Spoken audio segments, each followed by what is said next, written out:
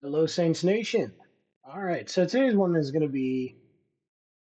This is entirely the result of A, me being over analytical, B, me having certain pet peeves, and C, just because I thought it would be fun content. So this video won't be super in depth or long form, but I kind of wanted to talk about since we're really about to start entering draft season, is what is the right approach to take when analyzing players? And this really applies to self scouting, looking at your own roster, looking at free agents, and as well as, looking at the draft and projecting the pros.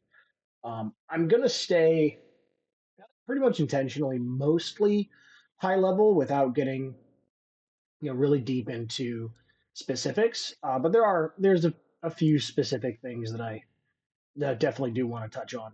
Um, so I'm going to get it started with, yeah, and this part is obviously specific to the draft.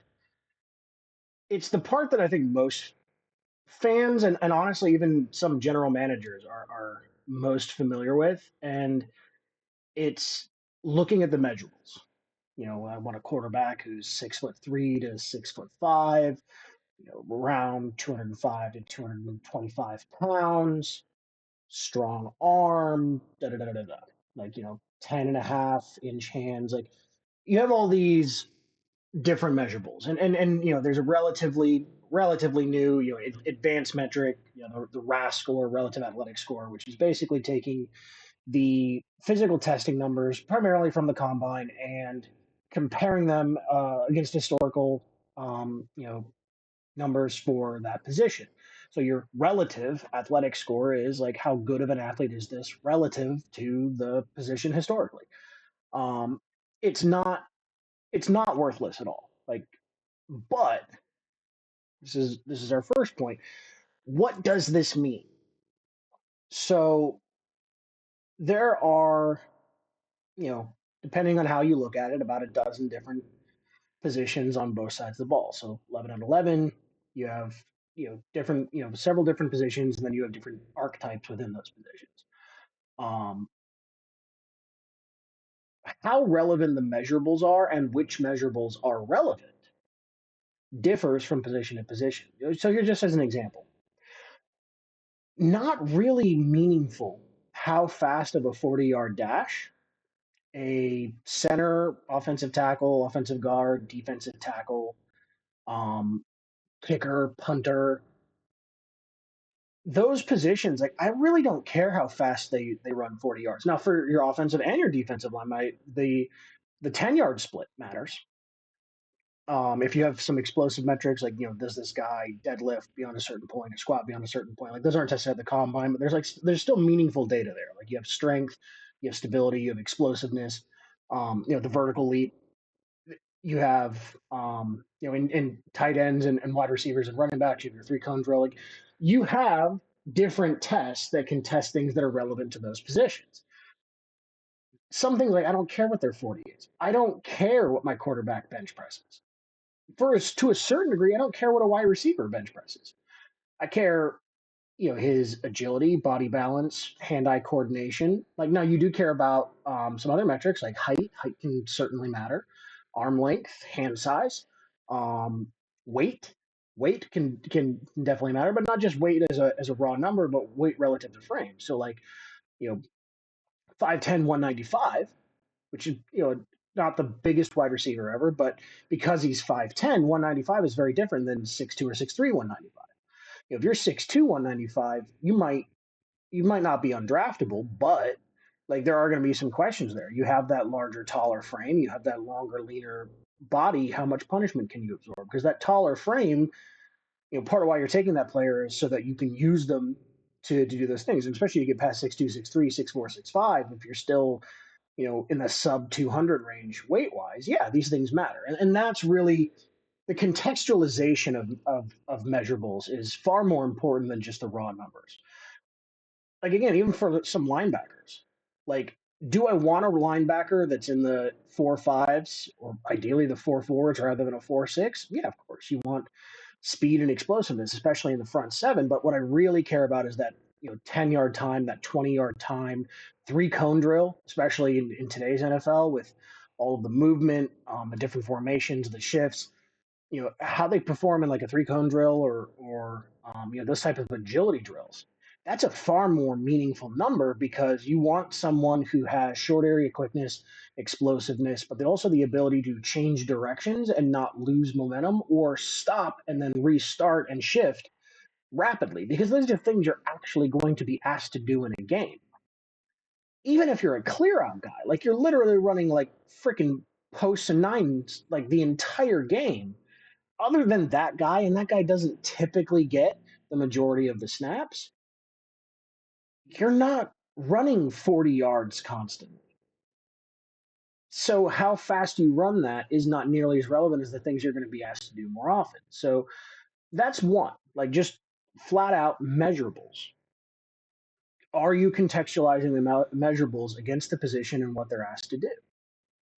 And then it's about baselines, and I think this is an old Parcells thing, but this part, for the most part, is true, or maybe it's Belichick. Doesn't matter. One of the great coaches, kind of has their different things you're looking for at certain positions. Now you do have such thing as like an outlier. So like Michael Thomas is a good example of this. So Michael Thomas's RAS score wasn't very good. Good height, good big hands, strong, sturdy frame, but not crazy quick. Definitely not fast, was never fast, wasn't a super explosive athlete. But then you go watch the film. Well, that's actually the most important part. And this is unfortunately the thing the Saints seem to forget a lot. Because when you're looking at measurables, you need to contextualize them with the actual game of football, because this isn't CrossFit. You're not a workout warrior. You're a player. You have a skill set.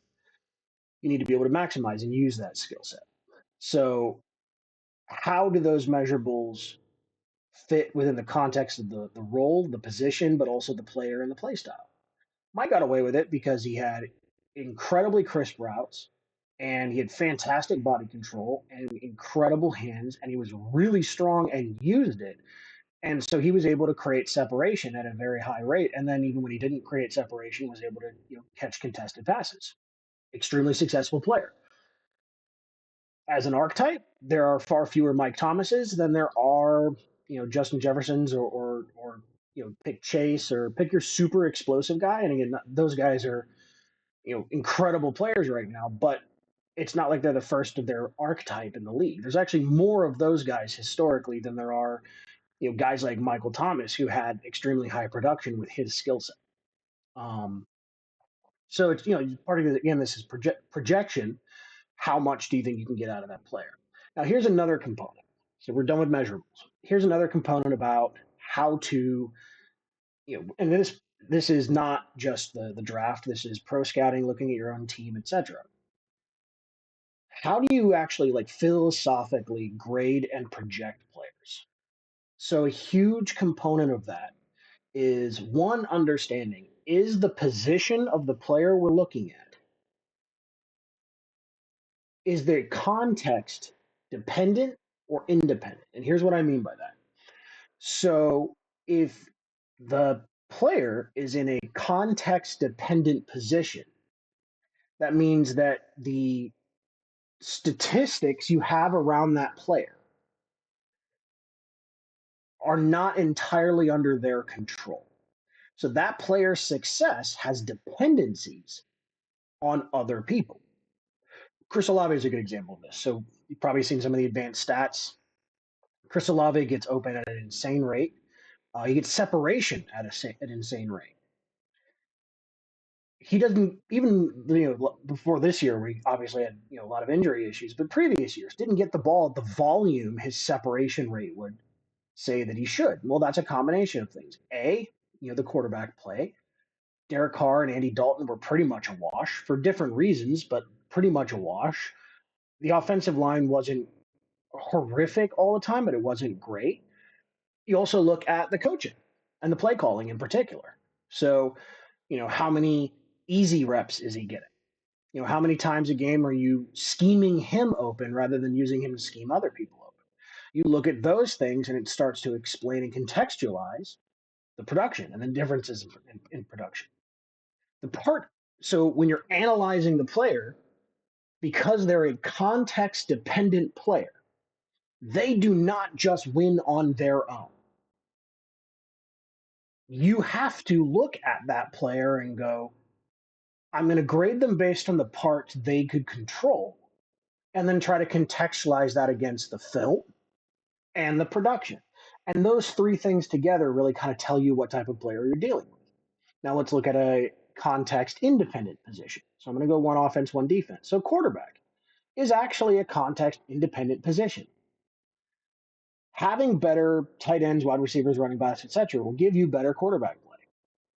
But you can grade a quarterback even with bad players because a quarterback's job is to not only execute the offense, but also be on time, on target, mitigate mistakes. Top end quarterbacks are also doing protection calls, things like that. These are all things because it's a leadership role, it's a catalytic role. It is the driver of the offense. Those additional, it's a team game. Having better teammates is always going to help, but you can judge a quarterback just based on the merit of their play. Sure, does terrible offensive line play hurt a quarterback's ability to succeed? Yeah, absolutely. Does bad play calling hurt it? Absolutely. Do those two things together hurt it? Absolutely. Even then, it is still possible to look at it and go, well, did he check out of the play? Did he notice the protection? Did he throw to the hot route? Did he know what the hot route was? Did they move in the pocket? Did they avoid pressure? Did they run into pressure? Did they panic and throw bad picks? Do they randomly decide they're way more athletic than they are, run through the air, try to leap over someone they never would have been able to clear in their life, and go head first into the ground? Those types of things. This is stuff that is independent of the players around them. Yeah, guys have to catch balls. Like, that's still part of it. But it's relatively, like, again, it's a team game. All positions are dependent. But, like, when you're grading and analyzing the player, you can get a really good idea for how good or bad a quarterback may or may not be. To a degree, you actually learn more about them when you put worse players around them. They gave Drew Brees a bunch of scrubs, and he was still throwing for 5 touchdowns and 300 yards. Tells you he's an incredible quarterback. Derek Carr, given the best possible circumstances, is 230 yards and 2 touchdowns and one or two almost picks, and like that's pretty much the game, and a great running game, and like that's the peak. You're in that 220 to 240 range, 2 touchdowns, couple of play action bombs, safe dump offs, not a ton of turnover worthy plays, a couple of head scratchers, but like that's pretty much where you are. And that's in perfect circumstances. You start taking those things away, and you score 14 points against the Giants, who had a worse defense than the Raiders did last year. Like, and then of course, like the play that I mocked previously. Like, again, you're just looking at the play of the player. You have that wild swing in performance within context. And again, it's not just the points, it's how off target were you, how inconsistent were you, what was the pass rush rate, like all these things matter, but how does the player work within that? It's an independent position. And then if you want to look on defense, edge rusher. You're the winning or you're not. You can run stunts, you can run, you run games, you can do a bunch of different things to try to create opportunities for an edge rusher. But if you're scouting an edge rusher, again, your own team, other people's teams, college player, do they win? How do they win? You look at a guy like Isaiah Foskey. So Foskey had a ton of stats in college. This is actually, we're going to get into our next component here because these things definitely have to do with each other. So, specific to the draft, in the pros less so because like they're all pros, but specific to the draft, another component of this is not only is the position, is it dependent or independent of context, meaning like do you have to also scout what's around them and look at it to really get an idea of the player, or can you just look at their measurables, their production, their stats, their film, and be like that's who they are? That's really what that whole independent dependent thing means, to kind of give you the TLDR. So you look at a guy like Foskey. Foskey was super productive in college, had a ton of sacks.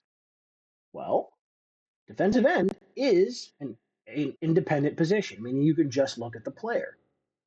But if they're an independent position, how do they win? Is it transferable? That's the question. Because just recording stats, what was his name? Sam Darnold actually broke Drew Brees' record for accuracy one year. Now, Drew went back and broke his, rebroke it so that he has, I think, four of the five most accurate seasons ever, or something like that. But if you look at that year, like Sam Darnold won that because like he was barely completing any passes over 20 yards. Drew Brees was passing for 70% while also leading the league in not only deep pass percentage, but volume. The Saints were the most explosive offense in the league for many of those years while having the most accurate quarterback. Context matters. How you are producing these numbers matters. Going back to Foskey. Yeah, you had a ton of sacks. You played at Notre Dame. You don't play anybody. You're not even in a conference. You play a bunch of nothing. You have a name from 40 years ago.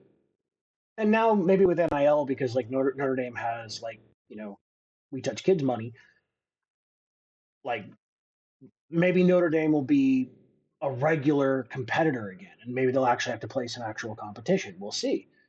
But especially at the time in which he was drafted, yeah, you recorded a bunch of snaps. So that's kind of like Michael Sam's, SEC Defensive Player of the Year award, which he was a co-winner of, and he had like 6.5 sacks. And you go look at it, and it's like, well, yeah, but he can't win a rep on his own. You're getting cleanup sacks.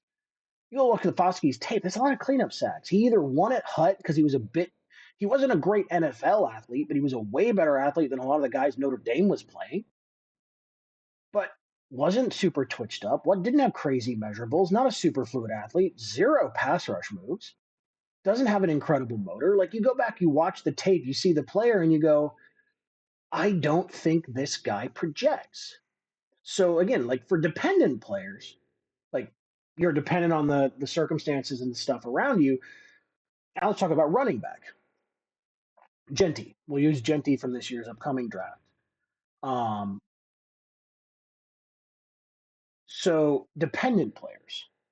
Again, and just kind of recap this again. So we're looking at measurables, but we need to focus on the measurables that actually matter to the position and what they're going to be asked to do. We're looking at, is the position that they play a context dependent or independent position? Meaning, is it a position where their ability to produce and do their job is still dependent on the contribution of others to a meaningful degree? Again, it's a team game, so every position is dependent. But like we're really looking at like as far as grading and projecting. If they're an independent position, it means like they can win and produce simply by doing their job. They are not reliant on others. So, defensive end, quarterback. Oddly enough, yes, people have to catch the ball, but like quarterback, I do consider it an independent position. Um, there's a few others. Cornerback, honestly, like yes, safeties help them, but like a corner can like just like a Marshawn Lattimore, you can Jarrell Reeves, like pick your guy. These guys at their peak erase a side of the field. Just no one's throwing over here. Not a dependent position. I just did the thing. That's part of why those guys have value. Um, so if they're an independent position, you then have to look at like if they're pure production, well then how are they creating that production? Now it's just the context of how do they get there? Are they producing because they're just insanely good? Are they producing because of the context around them? So it's like, yeah, the guy has a lot of sacks, but they're all cleanup sacks. Like you're not actually truly winning a ton of reps, but you are recording a lot of stats. It's an independent position, but you're not winning independently, red flag. Then you have dependent position. So running back is maybe I'd argue running back and linebacker, which is always funny because those two are like they meet in the middle, um, are probably the two most dependent positions. And what's also interesting to me is they're also two positions to a degree where, especially again looking at at college, level of play is irrelevant. So some of the positions, and we'll get into this a little bit, but I don't want to make this too long of a video. Um, some of the positions out there, level of competition in college is irrelevant. It literally does not matter. If I'm running back is absolutely one of those. It is meaningless absolutely meaningless if a running back was a Division 3 guy or played in the SEC and went against Bama's defense 4 times a year. As far as scouting the player, it's irrelevant. It does not matter. Here's why. What are his measurables? How's his vision? How's his body balance? Can he understand the offense? Do you have the offensive line to get them more than 4 yards beyond the line of scrimmage? The offensive line's job is to get the running back 4 yards beyond the line of scrimmage. The running back should be able to take care of everything from there. If you can 5 times a game create a hole where the running back gets 4 yards untouched, you should be able to create really four, but definitely like 1 to 3 explosive plays, so 20+ yard plays out of that. That's a really good running back. Now, the better your offensive line, the more of those you can create. And that's where the dependency is. Running back is highly dependent on the offensive line. Wide receivers and tight ends blocking, it's super helpful, but like the offensive line makes an enormous difference for even the best running backs. I'm talking Adrian Peterson, Jim Brown. Pick your legend. Saquon Barkley from this season. Offensive line matters. Like it just does. But what does the player do if the offensive line just does their job? And that's the evaluation. Level of competition is irrelevant. Measurables matter. How fast is he? How explosive is he? Sure, those things absolutely matter. But other than that, it's just can they run the run scheme that you're in? Can they manage the holes? Work the levels, set up their blockers, etc. Like, can they actually play the position, and do they have the measurables to get where they need to get in the time they need to get there? Everything else is irrelevant. Complete other end of the spectrum, offensive and defensive line. Level of competition is extremely important. It is the two most physical positions on the field are offensive and defensive line. It is the Titans smashing against each other 70 times a game. Like, that is what it is. If it's not that you can't draft guys that play at a lower level of competition, but the lower the level of competition, the more dominant you need to be for it not to raise questions. Davenport, Peyton Turner, yeah, awful drafting. Because then you're just doing bad projecting. You're looking at an athletic profile, but you don't have the productivity, the skill, or the dominance you would expect that athletic profile to create at a lower level of competition. So how the hell can you expect them to produce at a higher level against higher level competition? It's absurd. It's simply absurd. It doesn't matter what your measurables are. If you don't know how to use them and maximize them, they don't matter. And that's really, I think, where one of the big things fans, but unfortunately even front offices really mess up on is you look at the productivity or you look at the measurables or you look at the both, but you don't look at the context. And you don't look at the context relative to position. I don't care what level of competition a running back played against. I care, can he run my scheme? Is he smart enough to run it? Kendrick. And does he have the measurables to, make it work? Okay, cool. Draft him.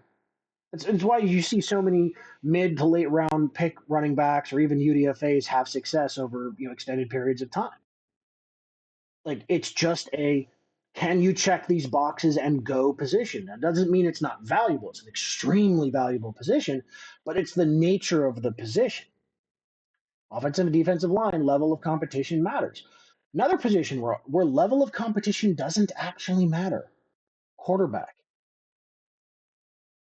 If level of competition mattered, you'd have a lot more great quarterbacks who came from the SEC. You'd have a lot more great quarterbacks who were the quarterback of the national champion.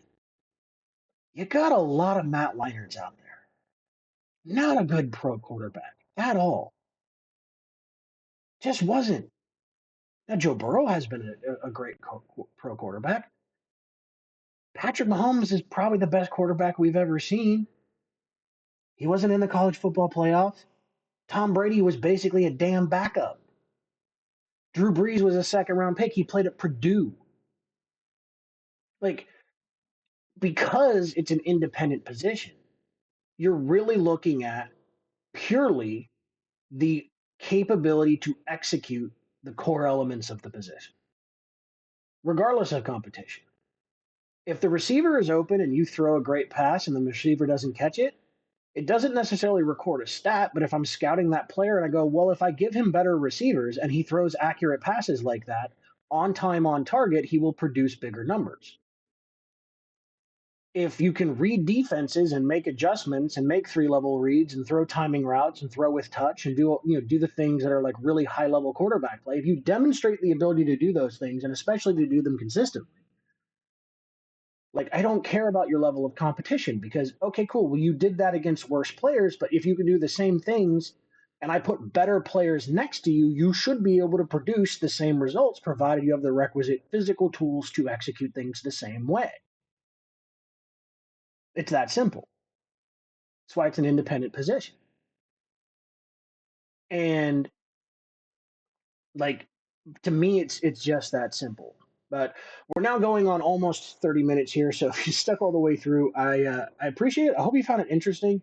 um if anybody has any thoughts, like please share them in the comment section. I'd be interested to hear if you think it's a bunch of BS or you have your own thoughts on this. And for those who are maybe not as familiar with just analyzing and projecting and the processes and just the mental aspect around how to properly project and slot, you know, players or, I mean, you can really take some of this ideology outside of football too.